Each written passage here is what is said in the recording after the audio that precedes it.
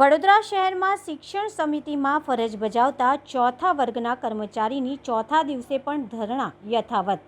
વડોદરા શહેર શિક્ષણ સમિતિ છેલ્લા 46 વર્ષથી ફરજ બજાવતા ચોથા વર્ગના કર્મચારીઓને છેલ્લા 35 વર્ષથી કાયમી કરવાની માંગણી કરવામાં આવી રહી છે। તેમ છતાં પણ હજુ સુધી પણ તે લોકોને કાયમી કરવામાં આવ્યા નથી। તેના જ કારણે આજે ચોથા દિવસે અને રવિવારે પણ તેમના ધરણા ચાલુ જ રાખવામાં આવ્યા હતા, જેમાં 53થી વધુ લોકોએ ભાગ લીધો। સંઘર્ષ સમિતિના મેમ્બર્સનું કહેવું છે, જો અમારી માંગણી સ્વીકારવામાં નહીં આવે તો અમે નરેન્દ્ર મોદી તેમજ રાષ્ટ્રપતિને પત્ર લખી મરવાની પરમિશન માંગવામાં આવશે, કેમ કે છેલ્લા 46 વર્ષ કરતાં પણ વધુ સમયથી કામ કરતા કર્મચારીઓની હાલત અત્યારે ખૂબ જ દયનીય પરિસ્થિતિમાં આવી ચૂકી છે। જરાક કારણે અમારી માંગણી છે કે શિક્ષણ સમિતિમાં કામ કરતા ચોથા વર્ગના કર્મચારીઓને કાયમી કરવામાં આવે।